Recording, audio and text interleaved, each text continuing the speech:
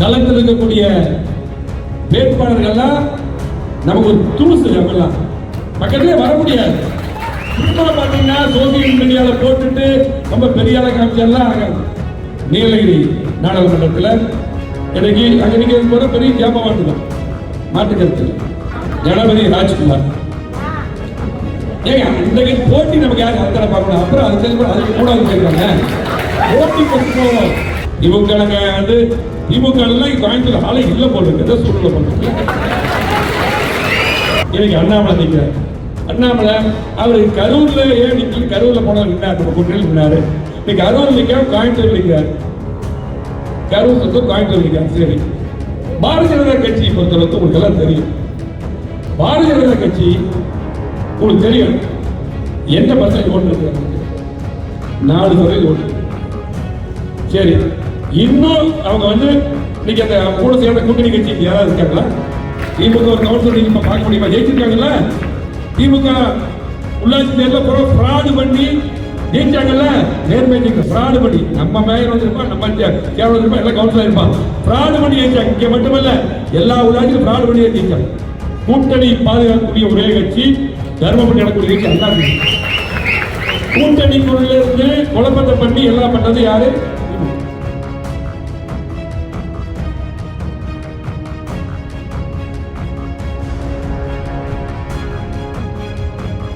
களத்தில் இருக்கக்கூடிய வேட்பாளர்கள்லாம் நமக்கு ஒரு தூசு. அவங்கெல்லாம் பக்கத்திலே வர முடியாது. பார்த்தீங்கன்னா சோசியல் மீடியாவில் போட்டுட்டு ரொம்ப பெரிய ஆளை காமிச்செல்லாம் இங்க இருக்கக்கூடிய ஒவ்வொரு நாடாளுமன்ற உறுப்பினரை எடுத்துங்க, தொகுதி எடுத்துங்க. இருக்கக்கூடிய சூழ்நிலையில இந்த 3 தொகுதிக்கு உட்பட்ட இங்க யார் திட்டங்கள் கொடுத்தாங்க? சரி, இன்றைக்கு நீலகிரி நாடாளுமன்றத்தில் இன்னைக்கு அங்கே நீங்க போகிற பெரிய ஜாபம் தான் மாட்டுக்கருத்து. இன்னைக்கு ராசா அவர் எப்படிப்பட்டவர் உங்களுக்கு தெரியும். சரி, இன்னைக்கு மத்திய அமைச்சர் முருகன் நிற்கிறார்.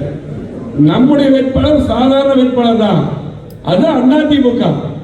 அதிமுக சாதாரண இங்க வருவாங்க அப்படிதானே? சாதாரண வேட்பாளர் அருமை தம்பி தான். அவங்க மோத வெற்றி வருவது உறுதி. கோவை நாடாளுமன்றத்தில் இன்னைக்கு அருமை தம்பி ராமச்சந்திரன் போட்டியிடுறார். ஏற்று போட்டி பண்ற யாரு? ஜனபதி ராஜ்குமார். ஏங்க இன்றைக்கு போட்டி நமக்கு யாரும் அத்தனை பார்க்கணும். அப்புறம் அதுக்கு மூணாவது கேட்குறாங்க போட்டி கொடுக்கணும். இப்போ யாரு? ஜனபதி ராஜ்குமார். ஜனபதி ராஜ்குமார் யாரு?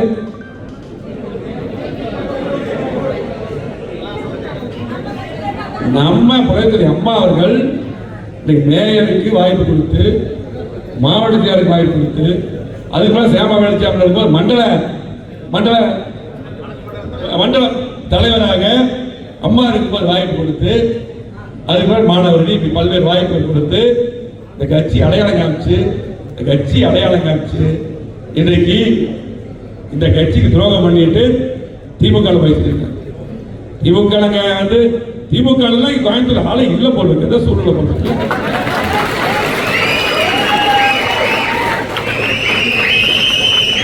வேட்பாளர்கள் தகுதி யாருக்குமே இல்லையான்னு தெரியலாங்க. இல்ல போது இவங்க இன்னைக்கு அண்ணாமலை நிற்கிறார். அண்ணாமலை அவர் கரூர்ல ஏன் நிற்கல? கரூர்ல போனவர் நின்னார், நம்ம கூட்டணியில் நின்னாரு. இன்னைக்கு கரூர் நிற்க கோயம்புத்தூர் நிற்கிறார்.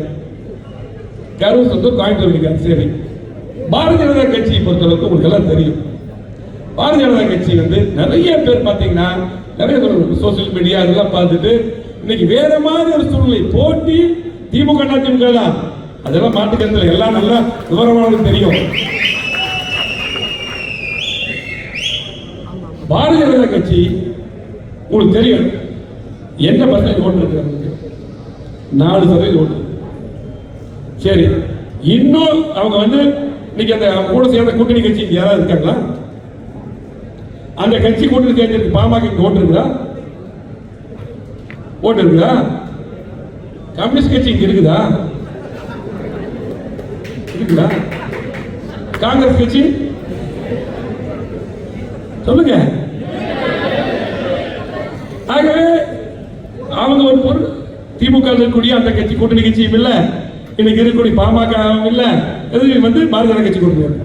ஆகவே இன்னைக்கு ஒவ்வொரு கட்சிக்கும் கூட்டணி நம்ம எடுக்கக்கூடாது. கூட்டணி எப்படின்னு தெரியும். ஆனால் இன்றைக்கு பாமக இல்ல, சரி அவங்க இருக்கிற ஆனா ஜி.கே. வாசன் கட்சி இங்க இருக்கா?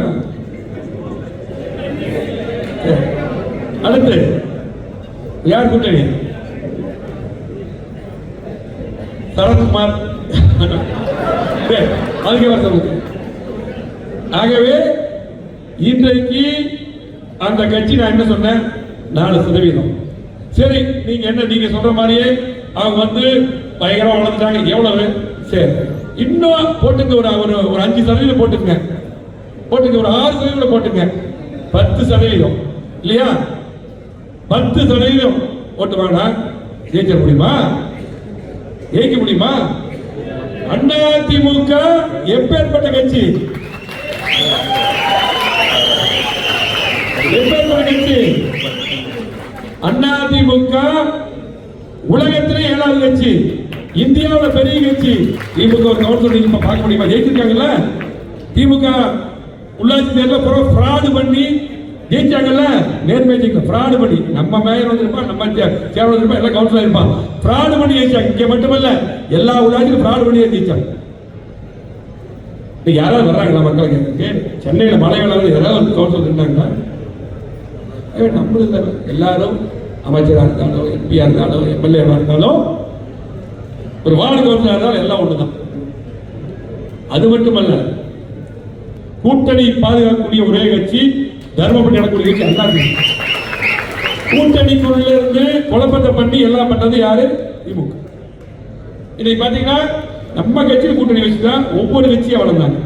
இங்க தமிழ்நாடு கூட்டணி கட்சி வளர்ந்துதான்.